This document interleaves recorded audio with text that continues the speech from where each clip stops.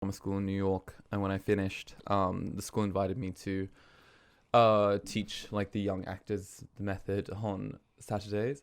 Well, assistant teacher. The acting method. Yeah, the method. But The method. it's very hard to do any sense memory with a child that's like 8 years old. You know, like Strasbourg had a 7-year rule for traumatic experiences or heavy memories that you shouldn't use. So what do you mean? You have to bring up a traumatic experience? Yeah, well, that's what they call like an effective memory. But with children, you wouldn't necessarily like, you know, you don't need to do that. Their imagination is so palpable as it is, and like, you know, they can suspend their own belief. Like with adults, we kind of, that's what we're learning to do, is like trying to think and have this sort of emotional and imaginary recall and fortitude as a child in a way, but like, you know, have the maturity to kind of, you know, the work is actually applying it to text. But with kids, they have this freedom, you know, and like as long as and there's a freedom that working with kids I'd rather teach children acting than adults acting, because I feel that, you know, I would never want to be a teacher anyway, but like you go to school and you pay a lot of money and you know, you commit yourself and you learn all your secrets, you learn your tools, and then to go away and then give some kid that like for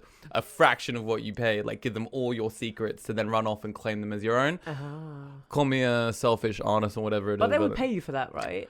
Yeah, if you're teaching them. Yeah, but I'm not at the point where it's like I'm going to be charging £100 an hour sort of thing. And I wouldn't, to be honest. Like, I don't think that it's really, I would much rather start a group or like a mentorship where like in your spare time, because the one thing about like working with other actors, especially because one day in the future I'd love to direct, is that when you're doing it yourself, you kind of feel when it's right, you know, but you never really see yourself.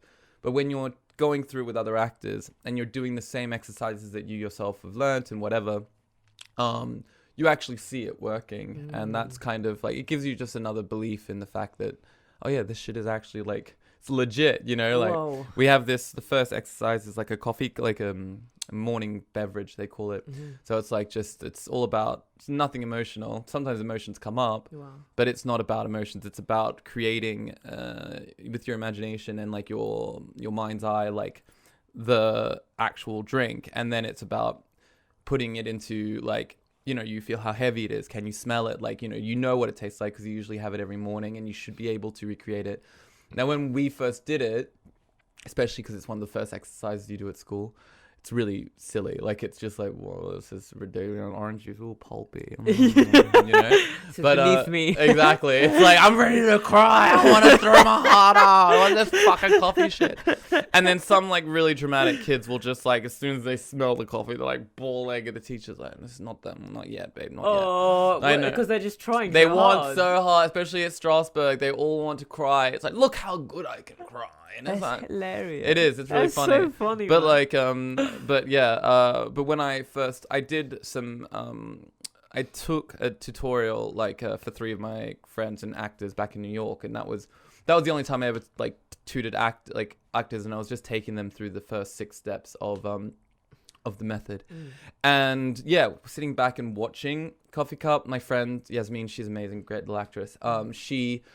I knew exactly what she was drinking. I knew that it was like a hot coffee. I knew that it, like, you know, because her concentration and her like reality was so real, and that made me realize like, whoa, like actually, like this is the craft. This is when it's, and you can notice it. And she doesn't have anything in her hand really, but this, you know, her make-believe morning drink. Yeah.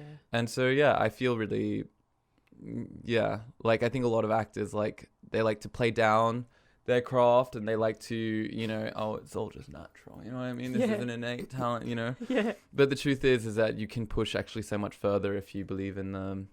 And obviously the exercises get more and more and more and more deeper and complex, and like you then start to layer them on, and yeah, that's when you... So you kind of hone a craft, right? It's totally... It's like every one of my teachers said that an actor is more like an athlete than an artist, because like you need to... because it's like a toolbox, you know? And a lot of actors like to get really in their head about like, like, you know, I'm this like metaphysical kind of like, you know, I'm pulling all this into... I'm doing all this stuff on stage. She speaks to me. I mean, the truth is, it's because like at the end of the day, like especially when you're also working, like, you know, I think that especially when it comes to method, a lot of actors, they want to oh, you want to know why I was crying? You know what I was thinking during this moment? Like, it's like, don't fucking tell me, man. Don't tell me what you were thinking, because now every time you do that, I will be thinking that, girl, you're not looking at him. You're looking at a big old thing of ice cream that you want to lick, or like you're thinking about your dead grandmother. Takes us out of it. You have to hold, like, that's your secrets. You know what I mean? That's what makes you.